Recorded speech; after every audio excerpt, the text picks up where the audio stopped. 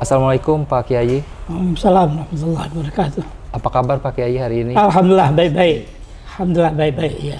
Pak Kiai, kebetulan Gemapos TV sedang meliput secara khusus tentang persiapan Partai Persatuan Pembangunan untuk menjalankan Muktamar ke-9 di Makassar, Sulawesi Selatan yang akan berlangsung 18 sampai 21 Desember 2020. Sebelum lebih jauh ke Muktamar, mungkin ada baiknya masyarakat termasuk saya sendiri belum paham tentang struktural itu Mahkamah Partai. Apa sih sebenarnya Mahkamah Partai sampai hari mungkin para kader atau simpatisan atau umat sendiri belum mengetahui, dan itu kan saya menemui masih jarang struktural tentang Mahkamah Partai. Sebenarnya Mahkamah Partai itu apa sih Pak Kiai? Mungkin dijelaskan dari situ dulu Pak. Ya, saya kira pertanyaan yang bagus itu tentang Mahkamah Partai. Mahkamah Partai itu dibentuk dan ditetapkan oleh DPP sebagai bagian dari upaya-upaya menyelesaikan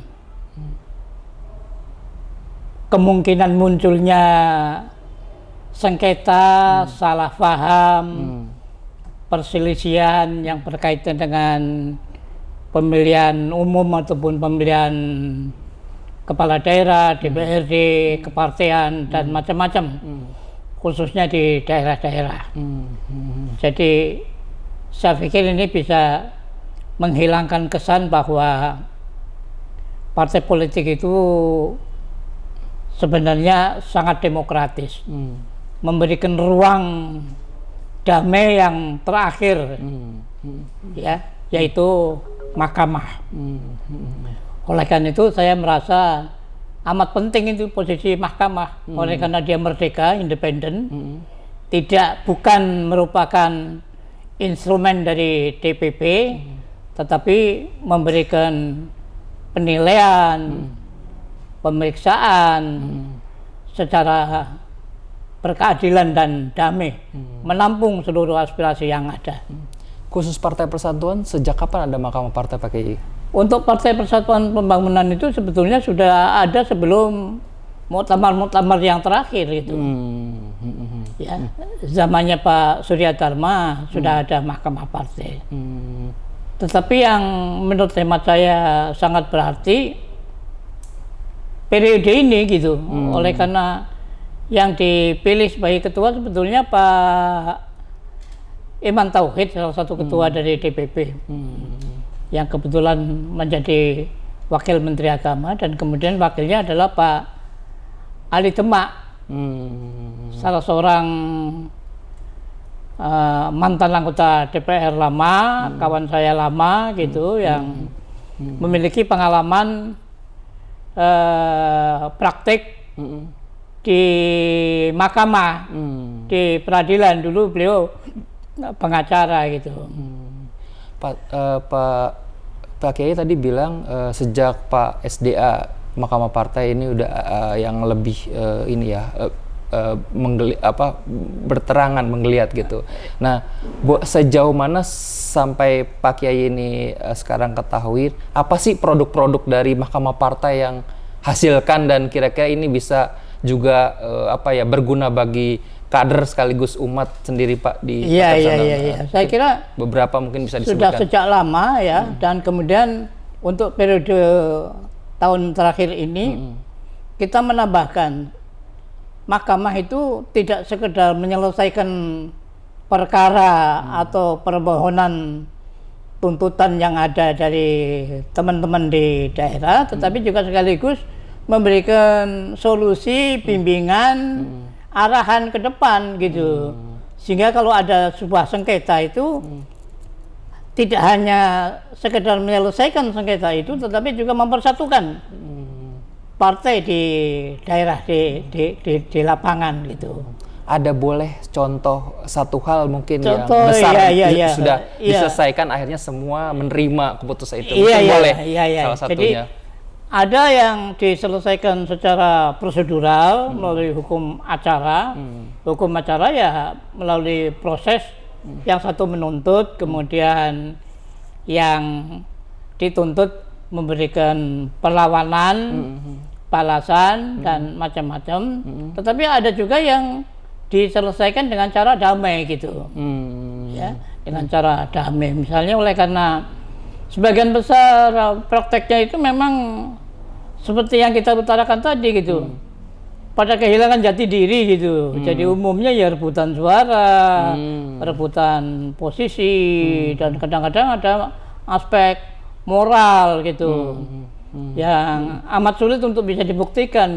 Misalnya menuduh ketua cabangnya si A itu berbuat ini itu gitu dengan perempuan, itu kan susah itu buktinya. Itu yang namanya zina itu harus ada bukti yang nyata, paling tidak 4 orang misalnya gitu, secara fikih ya. Nah, tetapi secara moral kita selesaikan apa benar itu. Oleh karena masing-masing yang memberikan tuntutan itu harus menyampaikan bukti-bukti yang nyata gitu. Kita hanya menyelesaikan sebuah perkara dengan bukti-bukti yang diberikan kepada kita gitu. Pak Kiai, sebenarnya hal krusial apa yang bisa dilaporkan ke Mahkamah Partai, mungkin oleh kader ataupun mungkin simpatisan atau masyarakat biasa? Hal-hal apa aja? Ya, yang saya kira penting kader itu memahami bahwa ada forum terakhir gitu untuk memperoleh keadilan di lingkungan partai politik. Partai politik itu kan ya dikesankan sangat otoriter gitu kan, sangat bergantung kepada DPP, DPW dan macam-macam gitu. Keputusannya dianggap final gitu. Lah sekarang mereka masih bisa klah lagi, bisa mengadu lagi kan. Belum final, Anda masih punya kesempatan untuk mengajukan kepada mahkamah.